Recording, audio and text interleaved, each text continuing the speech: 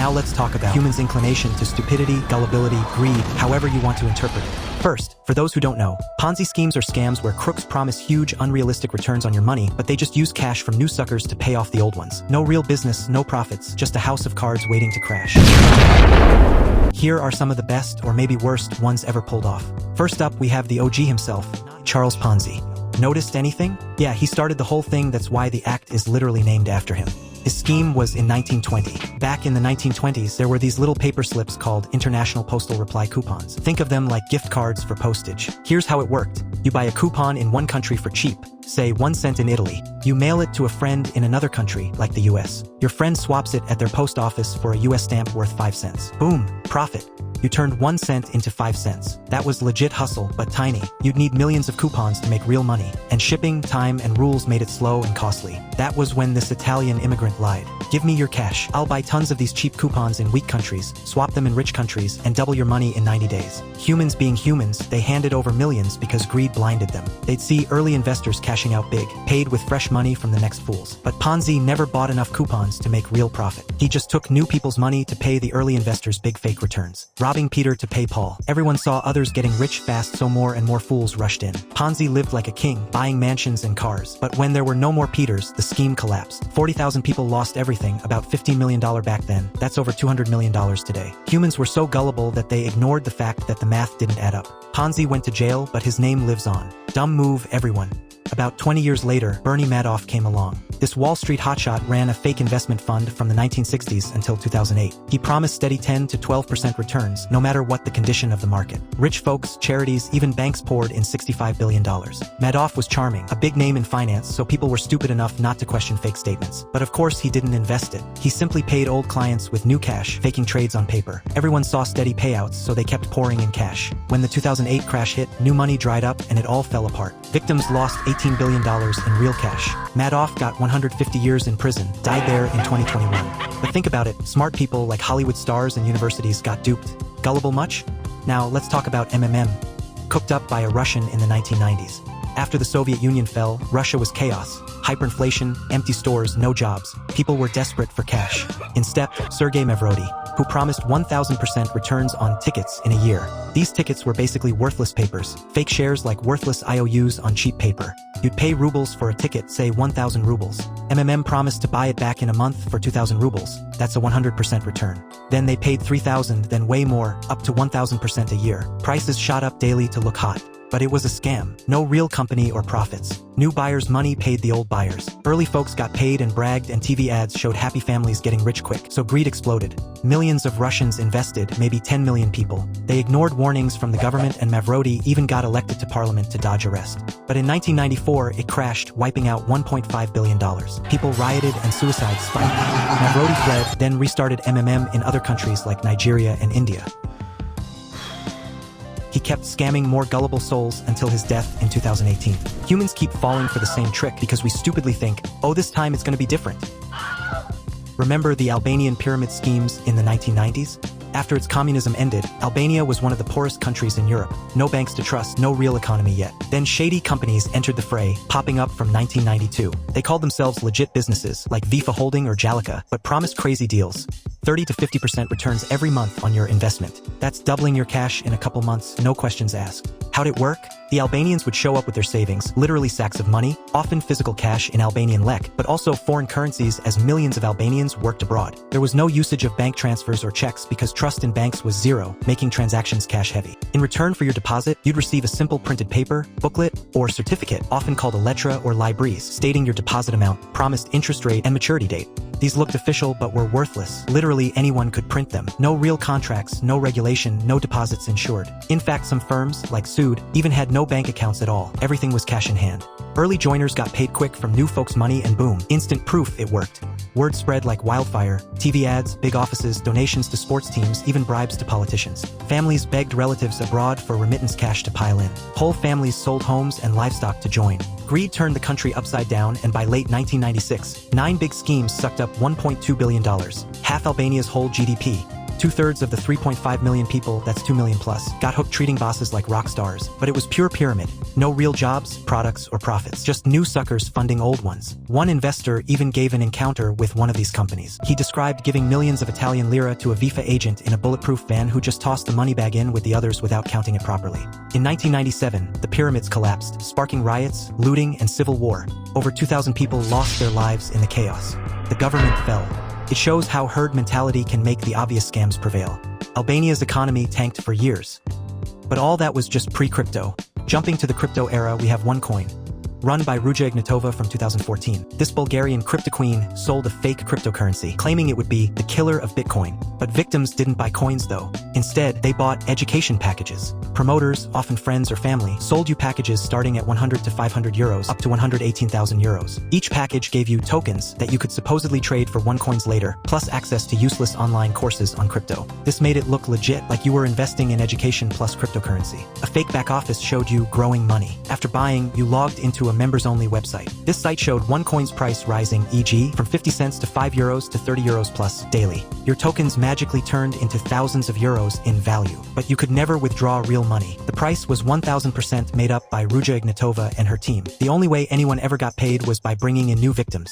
Recruit 2 to 3 people, get bonuses. Build a big downline, climb ranks like Ruby, Emerald, Diamond, etc. The higher the ranks you climb, the higher the chances of you earning luxury cars, cash, trips, etc. This recruitment is where the classic pyramid was built, as money flowed up from new members to older ones, not from any real business. It spread via word of mouth, webinars, and ads targeting desperate folks in places like China, Uganda, Brazil, and Dubai. But OneCoin was no real blockchain. No mining, no trading on open exchanges. OneCoin was just numbers on their servers, worthless IOUs. Couldn't even be traded publicly. Ruja and her team, like co-founder Sebastian Greenwood, pocketed the cash, living large on yachts and luxury pads. They scammed over $4 billion from 3 to 4 million people worldwide, mostly average Joes, not tech whizzes. Families lost homes. One UK woman dropped £200,000 and convinced relatives to join. In 2017, as US feds closed in, Ruja vanished in Athens, Greece, last seen October 25th.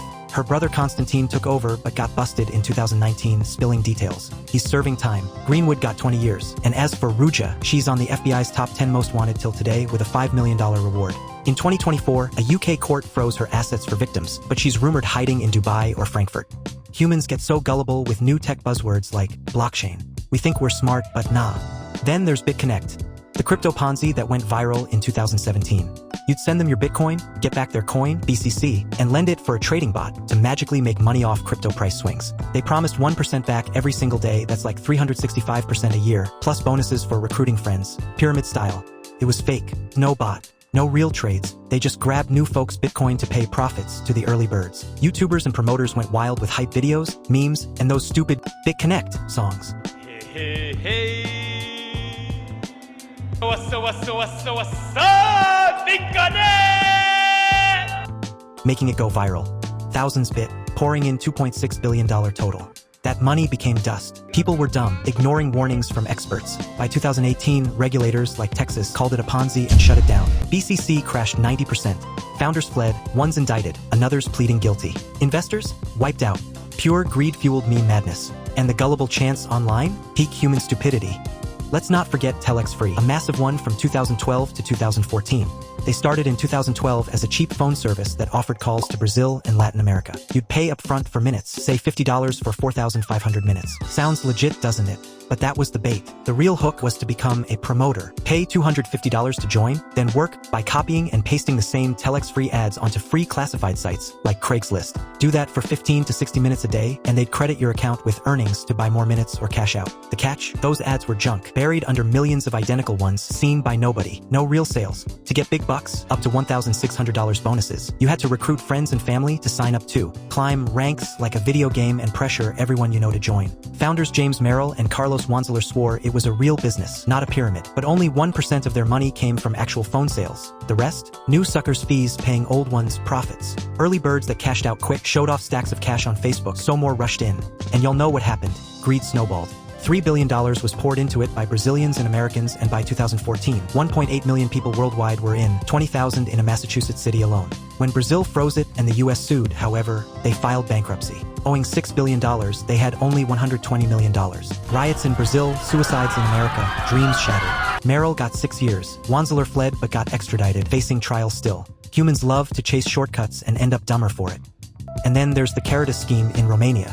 In 1989, Romania shook off communism and its economy was a dumpster fire. Sky-high inflation, over 200% for some years, factories shut down, folks earning peanuts like $20 a month, and no real banks or jobs. And as you all have probably guessed by now, people were starving for any shot at cash. Enter Johan Stoica, a 48-year-old accountant from Brasov. In April 1992, he started Caritas as a mutual aid game, fancy talk for a pyramid scam dressed up like a friendly club. You'd hand over your savings, starting small, like 10,000 old lei, about $50 then, at one of their offices. Stoica promised to turn it into 8 times your money in just 3 to 6 months. No details on how, just trust us, it's a financial circuit. As soon as the early depositors got paid fast, flashing wads of cash and bragging on TV, boom, the word exploded. Greed went nuts. 500,000 to 2 million Romanians, out of 23 million total, piled in, dumping 1 to 5 billion USD equivalent. That's over $1 trillion old lei. Whole families sold everything. Lines snaked around blocks. Stoica teamed up with George Funer, the ultranationalist mayor of Cluj-Napoca, who gave them free space in the town hall, hyped it in speeches, and even printed winner lists in a local paper, up to 44 pages a day. Funer called it a path to making Cluj Europe's richest city. Ties to the Romanian National Unity Party, PUNR, added muscle. Donations, protection, the work.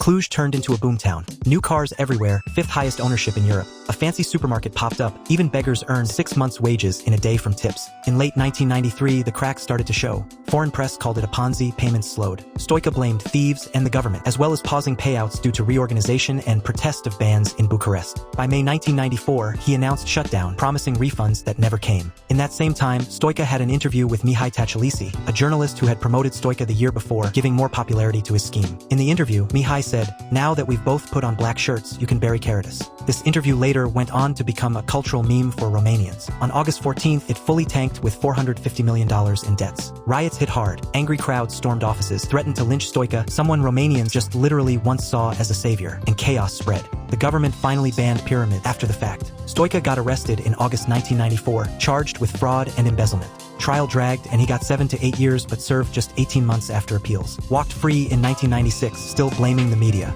Victims? Mostly got zilch, life savings gone, suicide spiked, trust in anything financial shattered for years. Same story, 8 times in months? For millions? Gullibillies ignoring impossible math. But I got to say though, folks in the 90s really had it out for them financially. Bernie Madoff, Sergei Mavrodi, the pyramids, Caritas. Dang. And those are just the ones on this list. God damn it. Anyways, how about the Sarda Group chit fund scam?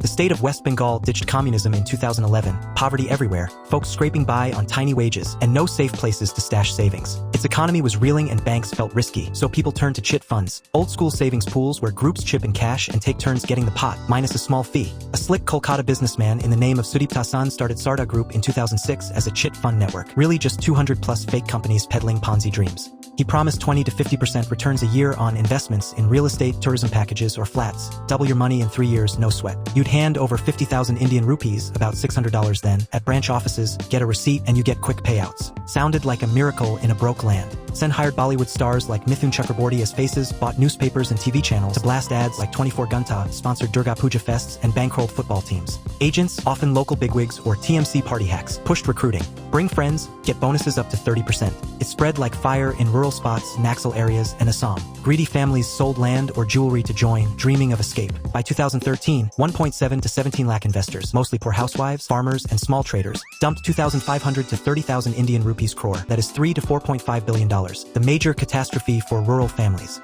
Come April 2013, payments froze, branches shuttered. Sen fled to Kashmir, then mailed a bombshell letter to the CBI spilling dirt on politicians, like TMC's Mamata Banerjee and her ministers, for protection cash. The pyramid crashed. Afterwards, you know the drill. Riots, suicides, loss of livelihood. One fisherman lost his boat and begged for scraps. Political fallout? Huge. TMC lost seats. Banerjee set up a 500 Indian rupees crore relief fund, but many checks bounced. Supreme Court handed it to CBI in 2014. ED probed money laundering. Sen's jailed for life since 2019 on fraud charges. 50-plus others, actors, TMC leaders like Madan Mitra, got arrested, some did time. Victims? Still screwed a decade later. Only 1.23 Indian rupees crore recovered from asset sales by 2022. Peanuts. Courts ordered refunds, but bureaucracy drags. Folks like that Purba Medinipur fisherman wait in silence, cheated by greed and gullible trust in safe locals. Ignore the math, chase the hype, drag in kin, and lose it all. Same trap, new twist. Humans can be foolish as dirt.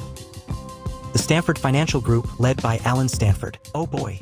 Alan Stanford was a rich Texas guy who started his own bank in Antigua, a Caribbean island, in the 1980s. He called it Stanford International Bank and sold something called certificates of deposit, fancy for IOUs where you give money for a few months or years, and they promise to give it back plus interest, like 4 to 8% a year, way higher than normal banks. He told people, "This is super safe, no risk. My secret investing tricks make steady money, backed by the bank's billions." Rich folks, retirees, and even charities from 100-plus countries bought in, handing over $7 billion total to about 30,000 investors. Why, you ask?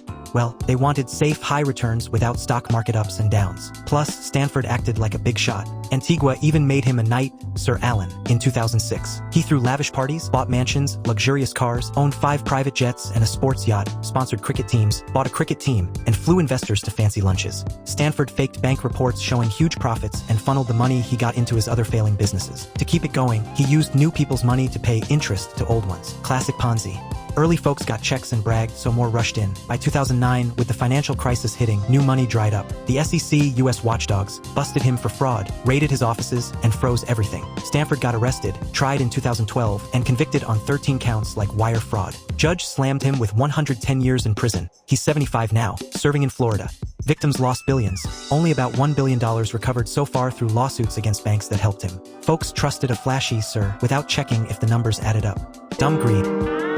Next, Men's Gold Limited in Ghana. Ghana's economy was tough in the mid-2010s, high unemployment rate, rising costs, all that. Desperate times, desperate folks. So Nana Appiah Mensah, aka NAM1, a flashy businessman and music mogul, came in and said, "Buy gold bars or jewelry from us, deposit it with Men's Gold, and we'll pay you 7 to 10% interest every month. Safe, backed by our mining ops." He started Men's Gold Ghana Limited in 2016 and pitched it as a gold trading company. People loved it. Drop off cash or gold at their shiny Accra offices, get a receipt, and early customers saw quick payouts, bragging on social media. NAM1 sponsored celebs like Stonebwoy and Becca for ads, threw lavish parties, and tied it to his Xylophone Media empire, music labels, radio. The hype was mad, greed kicked in hard, teachers, traders, even pensioners piled in, dumping small sums like 1,000 Ghana cedis, which was $150 then, up to millions. Thousands invested totally, locking up 1.68 billion Ghana cedis, over $200 million, which was obviously mad huge for everyday Ghanaians. But Men's Gold wasn't even licensed by the Bank of Ghana, BOG, to take deposits. They had warned it in 2015, but NAM1 just renamed from Men's Bank to Men's Gold to dodge. Payments first slowed in 2018 before BOG and SEC then froze assets in January of the following year. Shutdown branches followed, as then came collapse. 340 million Ghana cedis owed. We know what followed. One guy jumped after losing all of his retirement. NAM1 fled to Dubai and got arrested there for another separate gold deal. He got bailed and returned in 2019. He's on trial as at 2025 for 39 counts of fraud and money laundering with Men's Gold and his firm Brew Marketing. He pleaded not guilty but is out on 500 million Ghana cedis bail. Passport seized, weekly check-ins. His victims got peanuts, some verification cards for 650 Ghana cedis, that's like $39 as it stands, to claim scraps, but most will wait years for auctionings of his seized mansions and cars. Folks ignored no-license red flags and cheered NAM1 as a hero, chasing impossible returns. Classic greed trap in a cash-strapped spot. How about MBA Forex and capital investment in Nigeria? Of course, I wasn't going to not include Nigeria, now come off it. Ran by Maxwell Chitsi Odom from around 2016 to 2020. This guy posed as a pro Forex trader, buying/selling currencies like dollars for quick profits, with expert strategies and fake certifications. Nigeria's economy was rough in the late 2010s. High inflation, job hunts dragging on, and folks like doctors, teachers, and retirees chasing any safe way to beat the bank rates, which were under 5%. So when Maxwell, a smooth-talking guy from Port Harcourt, said, "Hand over your cash, start with 10,000 Nigerian Nairas, $20 then, and I'll trade it for you. Get 15 to 20% back every month, no matter what. Withdraw anytime, zero risk." Greed scattered the nation. Maxwell launched MBA Forex Trading and Capital Investment Limited in Lagos around 2018 and blasted ads on Facebook, Instagram, and WhatsApp groups, showing real client testimonials and payout slips. Early joiners got their wins quick, bank alerts popping up so they bragged to family and friends. Boom. Recruiting kicked in like a pyramid, cause it was. Bring in more people, snag bonuses up to 30%. Pros and pensioners who should have known better dumped in life savings, thinking it was legit diversification. It was massive. At one press event in 2019, Odom even lied and said in the press event that he was trading $6.5 trillion daily. Bro, the whole global Forex market at the time was only $6.6 trillion. Like how? And still by 2020, over 10,000 Nigerians, 125,000 plus accounts. had poured in 171 to 213 billion Nigerian nairas. That is between $400 to $500 million. Half from small fries, the rest big chunks. But no real trades, zero forex action. He just grabbed new folks' money to pay returns to old ones, pocketing the rest for his flashy life, suits, events, maybe even laundering via linked firms like World Citizen Equity Partners. Expectedly, trouble brewed late 2020. Payouts slowed, excuses like technical issues and CBN blame flew around. The company shut doors December 22nd for holidays and ghosted everyone. No calls, no emails. Investors freaked, protests at EFCC offices, police petitions, even church pleas, Odom's Pentecostal ties. SEC called it illegal in May 2021, confirming Ponzi. CBN froze MBA Forex trading and capital investment limited accounts, but most was left with peanuts, like 200k naira in the main one. That's less than $200 today. Odom vanished. EFCC declared him wanted in December 2021 for conspiracy, fraud, and laundering 213 billion naira. Still on the run as of 2025. No arrest, no recovery beyond scraps from seized assets.